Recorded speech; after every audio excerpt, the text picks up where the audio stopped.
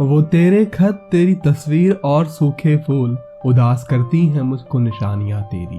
और वो कहते हैं ना, कुछ रिश्तों में पाने के ख्वाब इतने ज्यादा होते हैं कि गवाया क्या अंदाजा नहीं होता। हमारी कहानी में बदरू का भी कुछ ऐसा ही हाल है। हमजा की मोहब्बत में उसने भी बहुत से सपने सजाए, लेकिन उनके रिश्ते की मिठास में शराब ने जो जहर घोला वो उससे कभी उभर नहीं पाए। कहानी शुरू करने से पहले अगर आपको हमारा काम पसंद आता है तो वीडियो को लाइक करें और हमारे चैनल को भी सब्सक्राइब कर लें। कहानी की शुरुआत में हम बदरू को देखते हैं जो अपने हमजा के इंतजार में होती है। अब बहुत लंबा इंतजार करने के बाद भी जब हमजा नहीं आता तो बदरू जरा नाराज होती है, जो कि लाजमी भी है। लेकिन बदरू की नाराजगी दूर करने के लिए हमजा उसे एक गुड न्यूज देता है और वो उसे बताता है कि उसकी इंडियन रेलवे में टीसी की जॉब लग चुकी है और अब वो दोनों ही शादी भी कर सकते हैं। और ये खबर सुनते ही बदरू की सारी नाराजगी गायब हो जाती है। अब इसके बाद हम 3 साल बाद का समय देखते हैं, लेकिन उनकी शादीशुदा जिंदगी में मोहब्बत घटती जा रही थी और लड़ाइयाँ बढ़ रही थी, क्योंकि हर लड़की की तरह बदरू के भी कुछ सपने थे। उसका एक अच्छा घर हो, प्यार करने वाला पति हो और इसके अलावा उसके बच्चे हो। लेकिन हमजा तो शराब के नशे में ही चूर रहता है और वो अपनी नौकरी से जरा भी खुश नहीं होता। और जैसे बदरू ने सपने देखे थे, यहाँ उसका उल्टा हो रहा था। रोजाना शराब के नशे में हमजा के अंदर का जानवर बाहर आता है, जो बदरू को छोटी छोटी बातों पर ही मारता है और सुबह नशा उतरने पर वो उस पर प्यार जताने लगता है। इसके बाद हम बदरू की अम्मी शमसुन को देखते हैं और उनका मकान भी यही नजदीक ही होता है।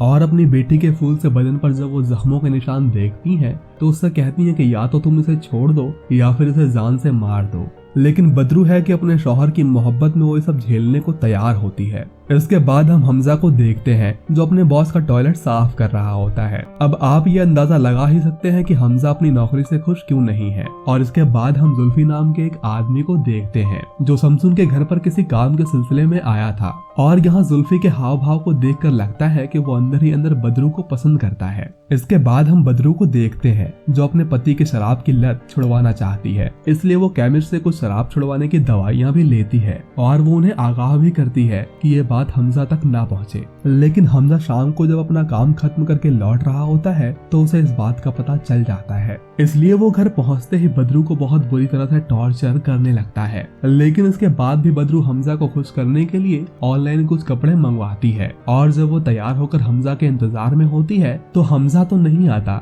लेकिन उनकी ही सोसाइटी के चाचा बदरू को नीचे बुलाते हैं। दरअसल वहाँ कुछ बिल्डर्स आए होते हैं जो उन्हें कुछ फ्लैट्स के डिजाइन दिखा रहे होते हैं। लेकिन जैसे ही शमसुन बदरू को वहाँ देखती है तो कहती है कि अगर हमजा ने तुम्हें देखा तो मानो आफत ही आफत है। लेकिन उनकी बातों को दरकिनार करके बदरू वहीं बैठ जाती है और वहाँ वो अपने ही ख्यालों में खोई होती है। लेकिन तभी वहाँ हमजा आ जाता है और वो उस पर गुस्सा करते हुए उसे अपने घर ले जाता है। घर में जब हमजा शराब पी रहा होता है तो उसकी नजर बदरू की ड्रेस पर पड़ती है जो उसने उसे ही खुश करने के लिए मंगवाई थी। और उन्हीं सैंडल से वो बदरू को बहुत बुरी तरह से टॉर्चर करने लगता है और इसमें बदरू का हाथ भी घायल हो जाता है। अगली सुबह फिर से हमजा उसे मनाने की कोशिश करता है, लेकिन वो बहुत नाराज होती है और उसके जाने के बाद घर का सामान गुस्से में तोड़ने लगती है। लेकिन तभी वहाँ जुल्फी आता है और वो बदरू को देखकर समझ जाता है कि उसके पति ने फिर से उसे परेशान किया है। इसके बाद हम बदरू और शमसुन को कासिम कसाई की दुकान पर देखते हैं, जहाँ बदरू कहती है कि सारे मर्दों को गोली से उड़ा देना चाहिए।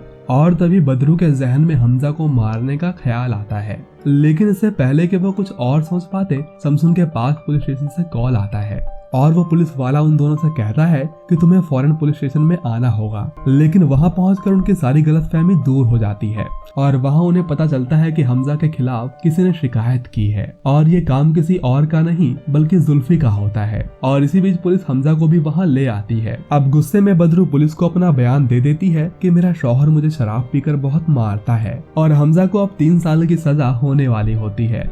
लेकिन जब बदरू उससे एक आखिरी बार मिलने जाती है तो हमजा उसे इमोशनल ब्लैकमेल करने लगता है और बदरू भी उसकी बातों में आकर अपनी कंप्लेंट वापस ले लेती है। उसकी अम्मी उसे बहुत समझाने की कोशिश करती है, लेकिन वो फिर भी नहीं मानती। और जब सभी वापस आ रहे होते हैं तो हमजा पूछता है कि मेरी शिकायत की किसने है, और जब उसे कोई जवाब नहीं मिलता तो वो शमसुन पर भी हाथ उठा देता है, जिसमें शमसुन जख्मी हो जाती है और वो तुरंत कार से उतरकर वहाँ से चली जाती है।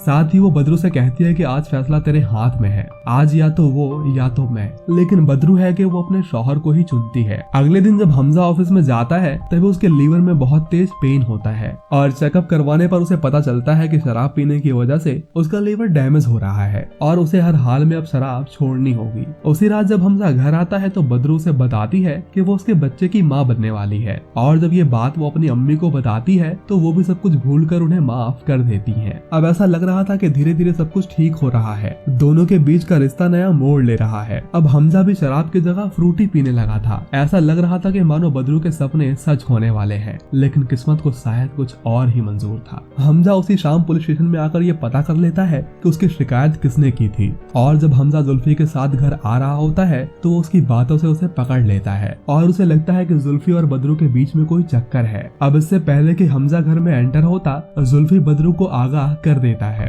और वो दरवाजा अंदर से बंद करके घर में ही छुप जाती है। लेकिन हमजा के अंदर का जानवर अब जाग चुका था। वो दरवाजा तोड़कर अंदर दाखिल हो जाता है और वो बदरू को बुरी तरह से मारने लगता है और उसके अंदर का जानवर इतना बेरहम होता है कि वो बदरू को सीढ़ियों से नीचे फेंक देता है और इस हादसे की वजह से बदरू अपना बच्चा भी खो देती है और उसे इस बात का बहुत गम होता है। उसके मन में आत्महत्या का भी ख्याल आता है, लेकिन वो खुद को रोक लेती है। अब अगले दिन जब शमसून मार्केट में होती है तो बदरू से फौरन घर को आने को कहती है। वो बहुत घबरा जाती है। उन्हें लगता है कि बदरू के साथ फिर से कुछ गलत हुआ है, लेकिन यहाँ तो कुछ अलग ही हो रहा था। अब बदरू हमजा को बेहोश करके कुर्सी से बांध देती है और अब बदरू बहुत सह चुकी थी। अब सहने की बारी थी हमजा की और होश में आते ही वो उसे एक ही बार में दोबारा बेहोश कर देती है। और अगले दिन जब जुल्फी घर आता है तो वो भी ये देखकर हैरान रह जाता है और वो उसे भी अपने प्लान में शामिल कर लेते हैं। अब उसी रात बदरू वही कपड़े पहनकर हमजा के साथ वही सैंडल वाला गेम खेलती है जो उसने उसके साथ खेला था और अब धीरे धीरे हमजा को उसकी ही दवाई का स्वाद मिल रहा था। हमजा बदरू को बहुत मक्खन लगाने की कोशिश करता है, लेकिन वो नहीं मानती। एक दिन जब शमसून और बदरू बातों में लगे होते हैं तभी हमजा का बॉस उनके घर पर आता है। दरअसल वो हमजा के पास रखी हुई चाबी लेने आया था, लेकिन उसके आते ही वो हमजा को नशे की इंजेक्शन लगा देते हैं और वो उसके बॉस के सामने तरह तरह के बहाने बनाने लगते हैं। लेकिन वो उनकी बातों से पकड़ लेता है कि वो झूठ बोल रहे हैं और इसके बाद वो हमजा के पास आता है। लेकिन हमजा इस हालत में नहीं होता कि वो कुछ भी बता सके और इसी बात का फायदा उठाकर बदरू और शमसून हालात संभाल लेते हैं। अगले दिन पुलिस स्टेशन में पुलिस वालों को लगता है कि बदरू और जुल्फी के बीच में कोई न कोई चक्कर चल रहा है और जब जुल्फी को इस बात का एहसास होता है तो वो ये खबर बदरू को भी देता है। अब हालात बिगड़ ना जाए इसलिए वो दोनों ही माँ बेटी हमजा के मिसिंग होने की कंप्लेंट लिखवाने वहाँ पहुँच जाते हैं, लेकिन उनके हाव भाव से पुलिस को उन पर ही शक होने लगता है कि दाल में कुछ न कुछ जरूर काला है और वो कहते हैं कि हमें तहकीकात तुम्हारे ही घर से शुरू करनी चाहिए। और ये सुनते ही उन्हें लगता है कि अब वो पकड़े गए, लेकिन यहाँ हमजा के पास जुल्फी था और वो उसे बार बार कहता है कि तुम मुझे बस एक बार छोड़ दो, मैं अपने गांव लौट जाऊंगा और किसी से कुछ भी नहीं कहूंगा और अगर तुमने इनके साथ मिलकर मुझे मार दिया तो तुम तो पक्का जेल जाओगे। लेकिन जुल्फी उसकी बात नहीं सुनता और उसे इंजेक्शन लगा देता है। तभी पुलिस वाले हमजा के घर पहुंच जाते हैं, लेकिन उन्हें हमजा कहीं दिखाई नहीं देता। इसके बाद जुल्फी बदरू को बताता है कि मैंने उसे छोड़ दिया, लेकिन शमसून और बदरू तो मिलकर जुल्फी को ही फंसाने लगते हैं। लेकिन जुल्फी ये साफ कर देता है कि वो बदरू से नहीं बल्कि उसकी माँ शमसून से मोहब्बत करता है। और ठीक तभी कांस्टेबल के पास पुलिस स्टेशन से कॉल आता है कि उन्हें हमजा मिल चुका है और अब भले ही हमजा पुलिस थाने पहुंच चुका है, लेकिन वो इतना नशे में होता है कि चाह कर भी कुछ बता ही नहीं सकता और उसकी इस हालत का फायदा उठाकर बदरू एक बार फिर से हालात संभाल लेती है और पुलिस भी उन्हें घर वापस भेज देती है। और जब वो घर लौट रहे होते हैं तो हमजा देखता है कि जुल्फी का चक्कर तो शमसून से है, यानी उसका शक गलत था। अब घर आकर वो प्लान करने लगते हैं कि आखिर उन्हें हमजा के साथ क्या करना है, क्योंकि अगर हमने इसे छोड़ दिया तो वो फिर से पुलिस के पास पहुंच जाएगा। इसलिए हम सबकी भलाई इसी में है कि हम इसे मार दें। और अब वो उसे मारने के अलग अलग तरीकों के बारे में सोचने लगते हैं और क्योंकि ये सब एक हादसा लगे इसलिए वो उसे शराब पिलाते हैं और वो उसे छत से गिराने लगते हैं। लेकिन बदरू है कि उसको एक बार फिर से उस पर तरस आता है और वो कहती है कि अगर तुम एक वीडियो रिकॉर्ड करवा लो तो हम तुम्हें नहीं मारेंगे और हमजा फौरन उसकी बात मान लेता है। जिसके बाद बदरू एक वीडियो रिकॉर्ड करके उसे पोस्ट करने को कहती है। इसके बाद वो बदरू के पास आकर कहता है कि अब मेरा हाथ खोल दो, लेकिन शमसून उस पर पीछे से वार करके बेहोश कर देती है। दरअसल उनका असली प्लान यही था। इसके बाद वो उसे पैक करके कासिम कसाई की मदद से रेलवे ट्रैक पर ले जाते हैं और वो रेलवे ट्रैक पर ही उसके हाथ पांव बांध देते हैं लेकिन आखिर में बदरू को एहसास हो जाता है कि वो गलत कर रहे हैं। अगर वो भी उसकी ही तरह हो गई तो उनमें फर्क ही क्या होगा। वो कहती है कि मैं बिच्छू नहीं बल्कि मेढक हूँ, और इसके बाद वो सभी मिलकर उसे आजाद कर देते हैं। लेकिन इसके बाद भी वो नहीं सुधरता और बदरू को बुरा भला कहने लगता है। और जब वो उसे धमकी दे रहा होता है तभी एक ट्रेन वहां आकर उसे उड़ा देती है, मानो अब सांप भी मर गया हो